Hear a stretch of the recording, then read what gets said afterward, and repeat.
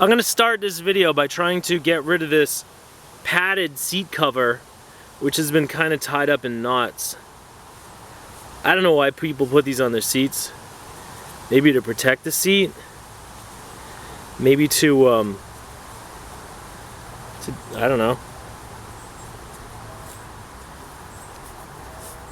But now I have to get rid of it, and I think I'm just gonna reach into my pocket and get out this little pocket knife and just cut the thing, because who cares? Alrighty then. Okay. Now what do we have left is a stupid seat cover and a knife that won't close. And look, a Panasonic seat with some schmutz on it.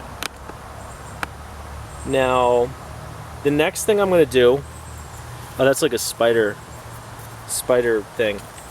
The next thing I'm gonna do is I'm gonna take my knife and cut all this crappy,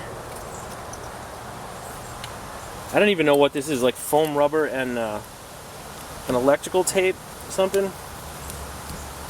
I'm trying to cut this off because I think this is really funny the way it looks. You know, like some guy didn't like the drop-down handlebars, so he put on these upright faux fake grip things. But the thing is, it makes it hard to sell the bike. Whereas once I peel this crap off, look at that, it's coming right off.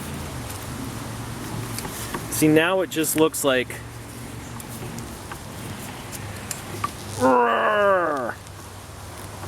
why do people do this to me? See, already it just looks like a mildly bad comfort conversion, whereas before it just looked horrible.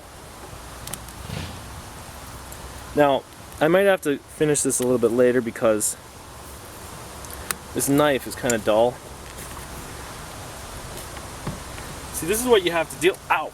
See, I didn't really cut myself there, but never cut toward yourself, always cut away. See, if you're buying bikes like I do, to just kind of flip them for the proverbial quick nickel, because where I live there's no market whatsoever for refurbished bikes. So if I took this bike and I invested all the time and money that it would take to actually make it into a viable, rideable bike, there's nobody who would buy it for a price that makes it worth my time and effort to do that work. Plus, I don't like doing that work. It's annoying. So I buy these bikes like this, oops, and then I kind of just get them a little bit more presentable. Like if there's a real rusty chain on there, I'll just move that off. That kind of stuff. Take off whatever's on the bike that makes it look really, really ugly, and then it makes it easier to just flip it to somebody. Now this bike is still questionable because it's got this ugly upright conversion where they use the drop brake levers and these goofy looking handlebars, and it's still got rust on it. But hopefully the guy who buys bikes, somebody will be able to see that it's, you know, with a few parts, a little cleaning, a little tune-up, it's gonna be a nice little girl's bike. Nice little girl's bike, not a nice bike for little girls. It's too big for a little girl. I'm gonna take the camera off the tripod so we can go mobile. So what do we have? The aforementioned drop levers, which shouldn't be used in a conversion, but yeah, they probably worked. The SR stem, some shifters by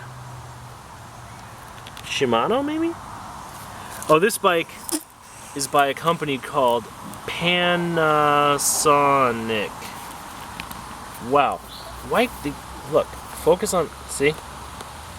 It's a trick for focusing. Put your hand there. Now it'll focus on my hand. Close enough. Panasonic, made in Japan. And Diacomp brakes.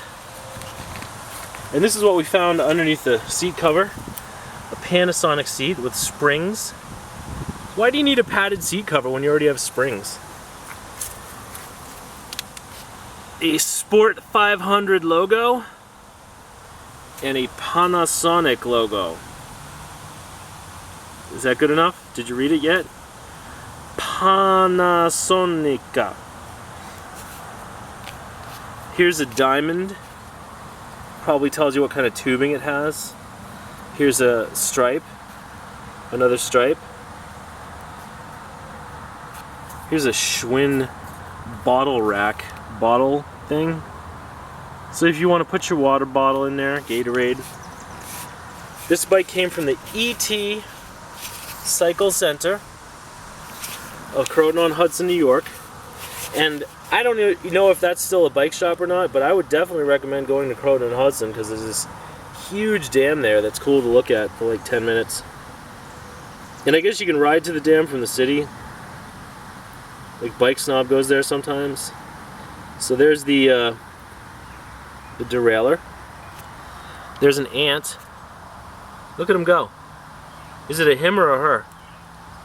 Are ants like bees where it's all hims but one her at the big nest? Okay, so he's doing his thing. The bugs around here are really getting to be jerks, by the way, but live and let live. Another Diacomp brake. And another derailleur. See, this bike may be best suited for like a single speed conversion or something. SR cranks. These are kind of cheap cranks. Alloy arms, but they got pressed steel sprockets. Lug work is basic. So this is a basic sort of bottom of the line bike shop Panasonic.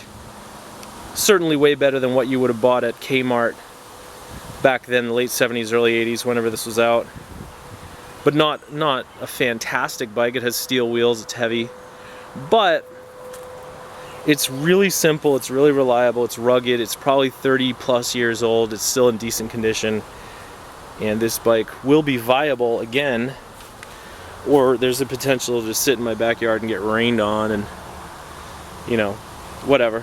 Whatever its fate may be, I feel like I've done due diligence to try and move it from its old life to whatever its new life ends up being. And I hope that's a good life. You know, I hope this does duty. Riding across the Williamsburg Bridge every day for the next 5 years. Thanks for watching.